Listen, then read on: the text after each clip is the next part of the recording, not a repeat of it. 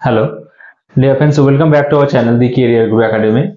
বন্ধুরা, আমরা modern history একটা সিরিজ শুরু করেছি, যেখানে আমরা 3টে ভিডিও মোটামুটি দিয়েছি, যেখানে আমরা দেখতে পাচ্ছি যে ইন্ডিয়া তথার জন্য স্পেন এবং পর্তুগাল এবং ইউরোপের বাকি কান্ট্রিটা কী কী করছে। এরপর আমরা এক একটা ভিডিও দিতে থাকবো এবং এই পুরো সিরিজটা তোমাদের মডার্ন হিস্ট্রিকে কমপ্লিটলি সুন্দরভাবে কভার করবে। ঠিক আছে, তো আজকে আমরা জানবো এই মডার্ন হিস্ট্রির মধ্যে যে এইবার ডাচ ইস্ট ইন্ডিয়া কোম্পানি কিভাবে ইন্ডিয়াতে এলো। তো এই ঘটনাটা জানার জন্য আমরা কিছু ম্যাপের উপর নজর রাখবো। প্রথমত দেখো, প্রথমে আমি এখানে পর্তুগাল স্পেন কোথায় আছে দেখিয়েছি। তারপর দেখো হল্যান্ডের অবস্থান কোথায় ইউরোপের মধ্যে, এখানে। ঠিক আছে, হল্যান্ডকে আমরা নেদারল্যান্ডস বলেও চিনি এবং যার অধিবাসীদেরকে আমরা ডাচ নামে চিহ্নিত করতে পারি বা ডাচ নামে জানি আমরা। তাহলে এই যে ডাচ ইস্ট ইন্ডিয়া কোম্পানি, এই যে তোমার হল্যান্ড আছে, সেই হল্যান্ড সম্পর্কে আমাদের কি জানা দরকার আছে। দেখো এখানে ম্যাপে আমি 3টে জায়গায় রেখেছি, পর্তুগাল, হল্যান্ড এবং স্পেন। আমরা এই যে হল্যান্ড ছিল, এই হল্যান্ড তোমার কিন্তু বহুদিন ধরে তোমার স্পেনের আন্ডারে বা স্পেনের কন্ট্রোলে ছিল। কিন্তু যখন স্পেন থেকে ওরা স্বাধীনতা পায়, সেই সালটা হচ্ছে 1581 খ্রিস্টাব্দ। 1581 খ্রিস্টাব্দে যখন ওরা স্পেন থেকে স্বাধীনতা পায়, তখন ওদেরও তোমার কি হয়, ইচ্ছা হয় যে এইবার ওরা কি করবে, তোমার নাভাল এক্সপিডিশনে অংশ নেবে এবং বাকি ইউরোপের কান্ট্রিগুলোর মতো ওরাও কিন্তু ইন্ডিয়া এবং ইন্ডিয়ার পাশে যে মলয় আর্কিপেলাগো আছে, সেখানে এসে তোমার কি করবে, ব্যবসা বাণিজ্য করবে এবং ব্যবসা বাণিজ্যের মাধ্যমে নিজেদের উন্নতি করবে। উন্নতি করার চেষ্টা সবারই থাকে। তাহলে দেখো, এই হল্যান্ড থেকে প্রথম যে তোমার মানে আমাদের মলয় আর্কিপেলাগো, যাকে বলা হয় স্পাইস আইল্যান্ড নামে আমরা চিনি, হ্যাঁ, যে ইন্ডিয়ার নিচের দিকে যে পার্টগুলো আছে, বিভিন্ন যে ছোট ছোট ছোট ছোট আইল্যান্ড গুলো আছে, এগুলো এটা কিন্তু এত বড় একটা আইল্যান্ড নয়। এখানে তুমি কি আছে, অনেক ছোট ছোট আইল্যান্ড আছে, যাকে একসাথে মলয় আর্কিপেলাগো বলা হয় এবং যাকে স্পাইস আইল্যান্ড বলা হয়। এবং আমরা এই নিয়ে আলোচনা আগেও করেছি যে কেন লোকে স্পাইস আইল্যান্ড এবং ইন্ডিয়াতে আসার চেষ্টা করতো, হ্যাঁ, বা আসার চেষ্টা কেন হয়েছে এখানে।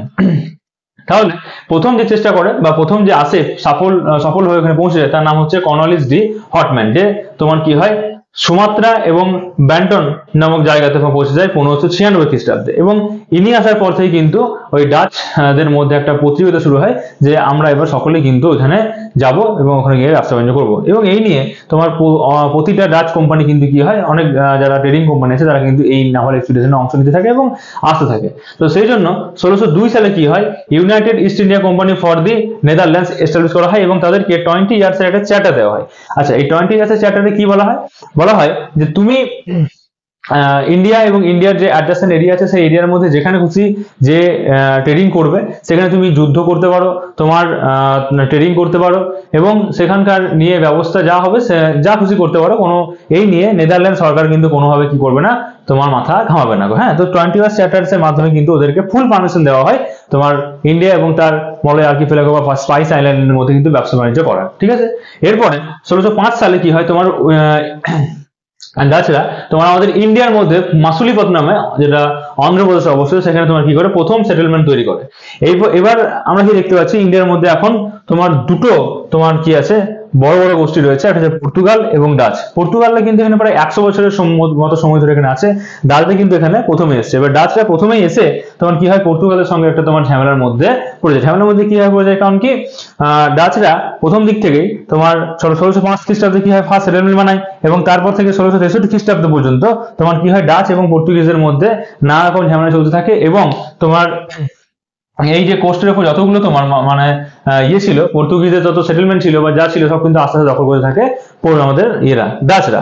আচ্ছা, এর মধ্যে 1607 সালে কিন্তু ব্রিটিশ ইস্ট ইন্ডিয়া কোম্পানিও বা ব্রিটিশরা কিন্তু ইন্ডিয়াতে তোমার চলে আসে এবং এবার ইন্ডিয়াতে শুরু হয় কি তোমার কি, এই যে ট্রায়াঙ্গেল তোমার শুরু হয়।